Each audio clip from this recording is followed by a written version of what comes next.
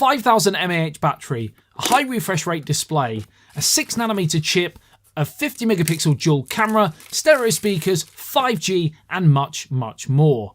This is the POCO M4 Pro 5G. Hi guys, it's ASBWatty, and last year on the channel I took a look at the POCO M3, a smartphone that retailed for approximately $150 and I thought offered a lot more than I was expecting. Yes, it had its shortcomings of course, but for a budget phone I felt it punched well above its weight. Why is this important, you may ask? Well, quite simply, 1 year on we have the brand new generation, the M4 Pro 5G. But can it repeat the feat? POCO reached out to sponsor this first look, but as always on the channel, I will tell you what I like and things that I think potentially could be improved in a future product. Drop a like on the video if you enjoy it and find it helpful, and sub if you're new to the channel and like this sort of content. Now, as well as the phone, POCO also sent across this special extras box, which included a couple of POCO branded t-shirts, a POCO hat, and a little POCO lion, which is pretty cool indeed, and definitely a new addition to the ASBYT family. I'm not quite sure how Dotty feels about him, but I'll let you know on Twitter and Instagram how their relationship blossoms over time. So in this budget sector of the market, manufacturers tend to look for areas that they can focus on, and also areas that they think they could potentially compromise on, of course, to bring the costs down to, in turn, give those savings to you, while still maintaining a competitive edge. And sometimes both sides of the coin can arrive in the same area.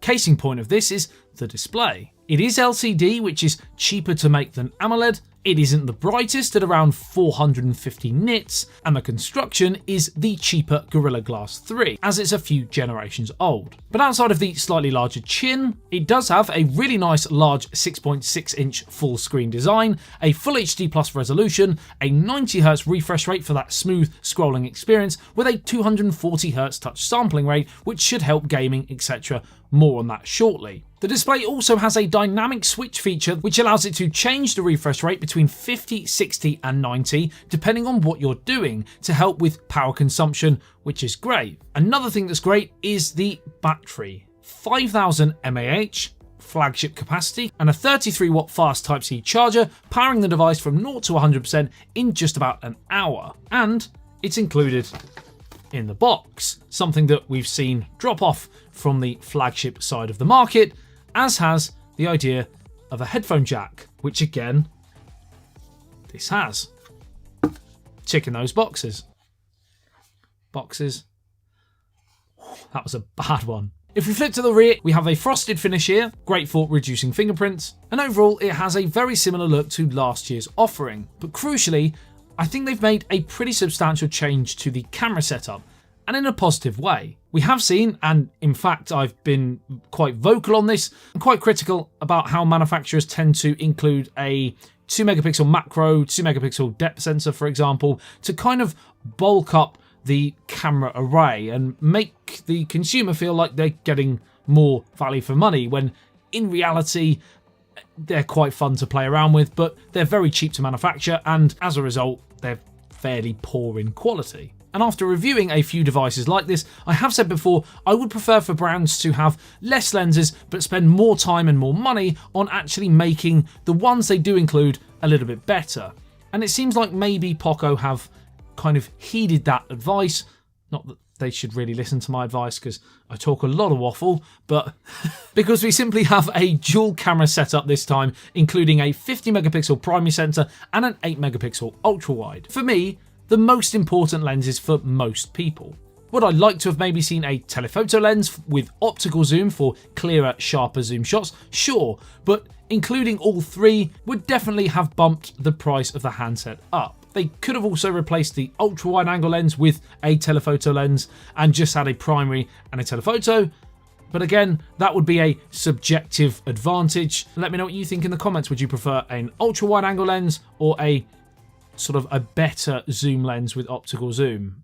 In terms of actual camera performance, the 50 megapixel sensor produces some really nice, detailed, sharp shots. Yes, you can get a little bit of blur if the subject in your photo is moving, but that's a fairly common problem on smartphone photography as a whole. But when the camera hits the shot, the results supersede the price. Obviously, if you're looking to crop in on shots, I would recommend using that main primary sensor as opposed to the ultra wide, for example, because when you zoom in on those shots, often the actual image quality on the 8 megapixel lens isn't, it's not going to be as good for you, but a really nice option to have if you're taking shots of countryside or cityscapes, for example. Yeah, nice to have. The ultra wide also has a 119-degree field of view, so it captures a good amount of the scene. Now, unfortunately, we don't have any 4K video capabilities on the POCO M4 Pro.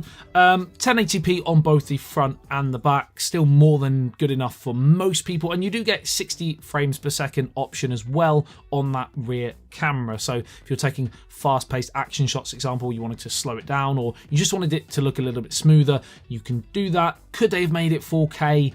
Possibly. Again, the price would have probably been more because of it. How important is 4K video for you?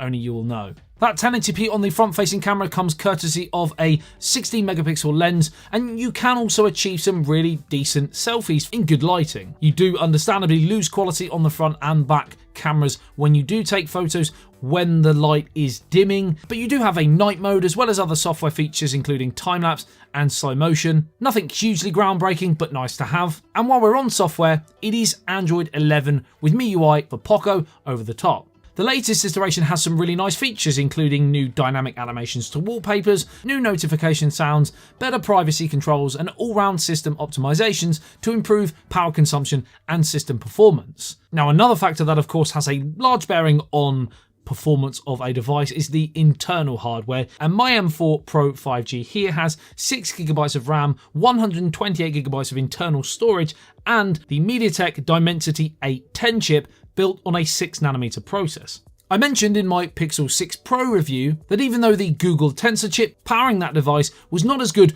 benchmarks wise as flagship chips from Apple, Samsung and Qualcomm, for example, SoCs are so powerful now, even lesser performing ones are still more than capable enough to cover the habits of 95% of users, and the same pretty much applies here. Lower on benchmark scores and obviously not on the same almost flawless user experience we are used to in 2021 from flagship counterparts, but media consumption, multitasking and even some high intensive gaming titles can be achieved with little to no issues. So really for this lowly price, you're not sacrificing much at all. Yes, side by side you would notice the difference performance wise between this and a £1,000 flagship premium smartphone, but there's not a huge gulf in class that there possibly once was, even just a few years ago. A few more features include an integrated 5G modem, so you are future-proof there, an IR blaster, which some still find really handy, and expandable storage of up to 1TB. You also have a redesigned side-mounted fingerprint scanner, which is pretty quick and reliable,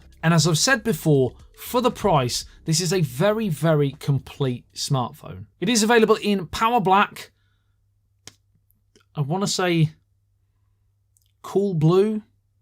It is Cool Blue. Power Black, Cool Blue, and Poco Yellow. Which colour would you go for? Drop a like on the video if you enjoyed it and found it helpful. Subscribe if you're new to the channel and love everything tech and want to see more content like this. I love you and leave you. I'll see you in the next one. Says BLT. Peace out. Do just what you want.